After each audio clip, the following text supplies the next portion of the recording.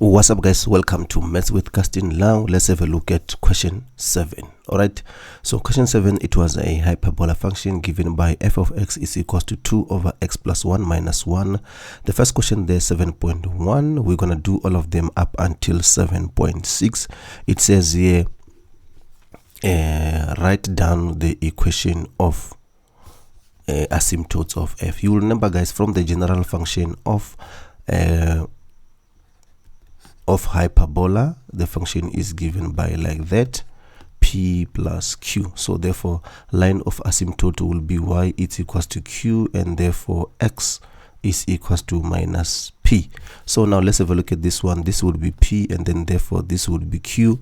Therefore it means line of asymptotes is equals to y, it's equals to -1, and therefore x is equals to minus 4. With the x here, it's like you're solving for it, so therefore if it's a plus here, it will be minus. If it's a minus here, it will be plus. Okay, then next one, 7.2 says here, calculate the intercept of f of x. So therefore x-intercept, we get it when y is equal to 0. So therefore we're gonna get what? F of x is 0 is equals to 2 all over x plus 4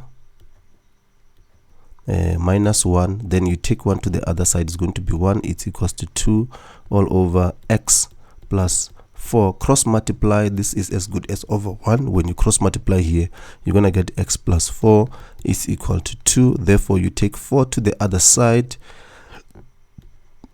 therefore you are going to get 2 minus 4, which gives us minus 2. Therefore our coordinate will be minus 2 is to 0, and therefore for the y-intercept, you are going to get it when x is equals to 0.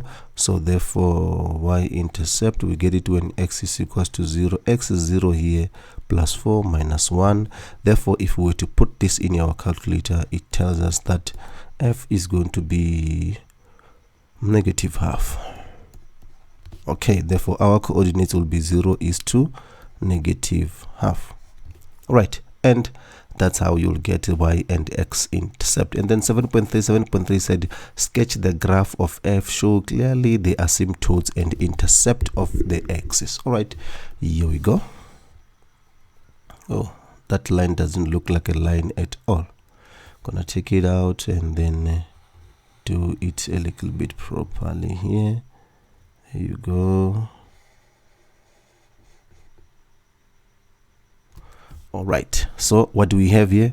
We have the y-intercept, which says y is equals to -1.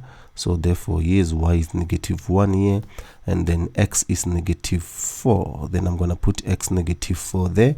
I'm gonna show these lines of asymptotes as dotted lines.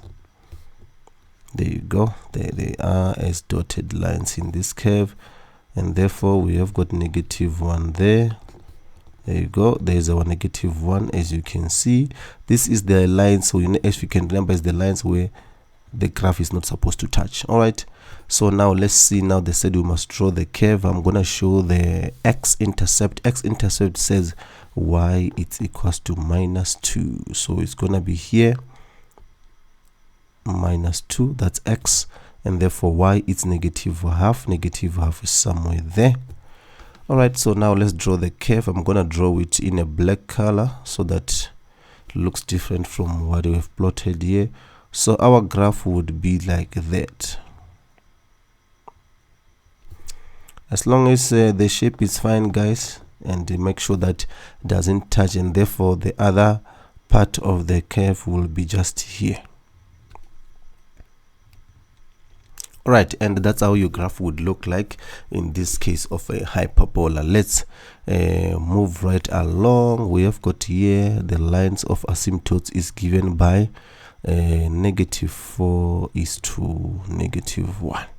All right, good stuff. Let's move to 7.4.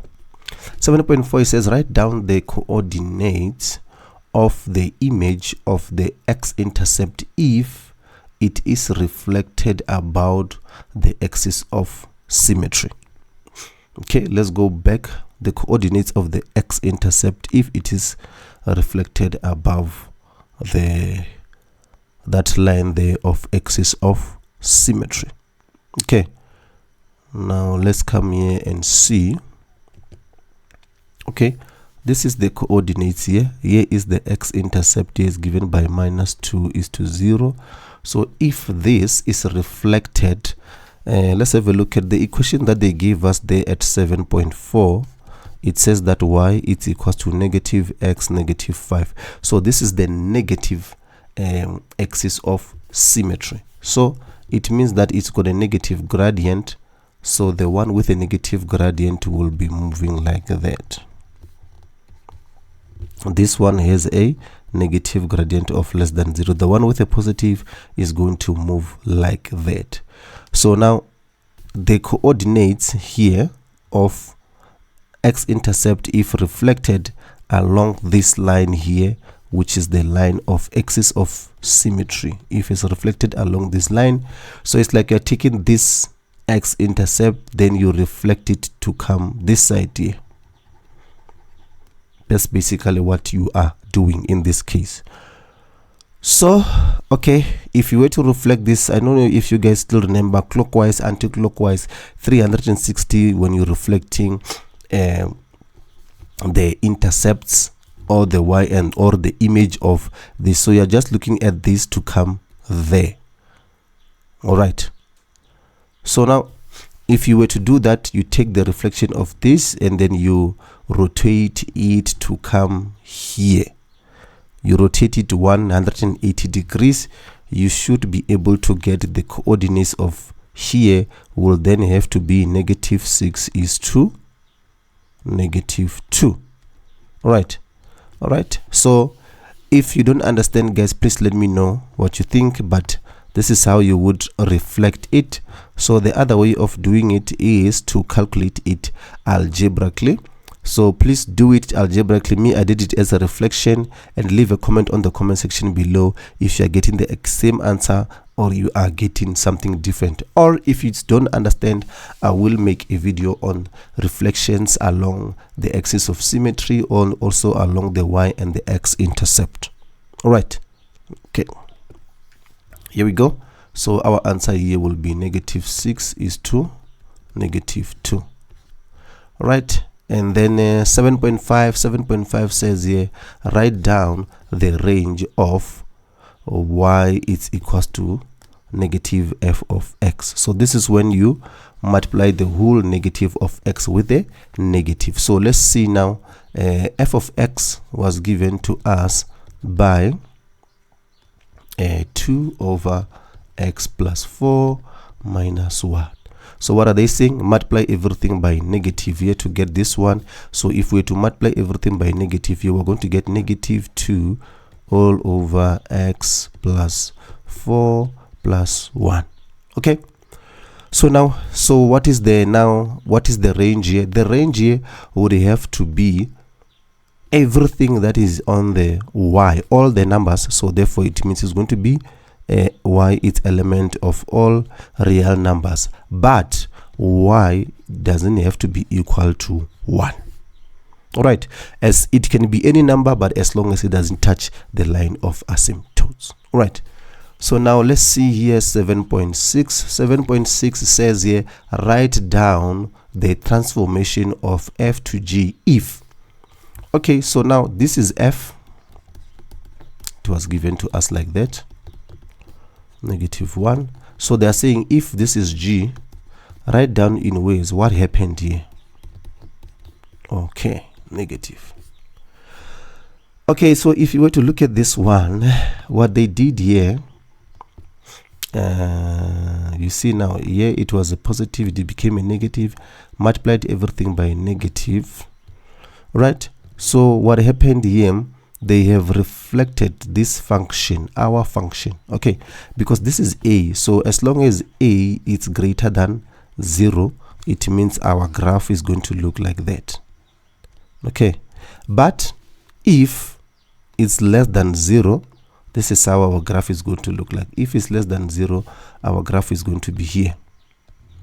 All right, So what happened here, it means they took this one, put it this side. When you reflect this through this side, it's a reflection what along the y-axis. You get it? It's a reflection along the y-axis. So now what happened here, they have reflected this along the y-axis. There was no shifting, there was nothing. So this curve, they took it, put it that side, which is reflection along the y-axis. How do we see that? We see that because our a here became a negative. All right, which makes sense now, because this one here would have to be a positive, because the line of asymptote will now have to be this side. Okay, so therefore in ways you would say this is what? A reflection. This is a reflection in the y-axis. All right, I hope I explained it better, guys. If you don't understand, let me know on the comment section below. I am Gaston Mapala. Let me see you on the next upload, where we will be doing question 8.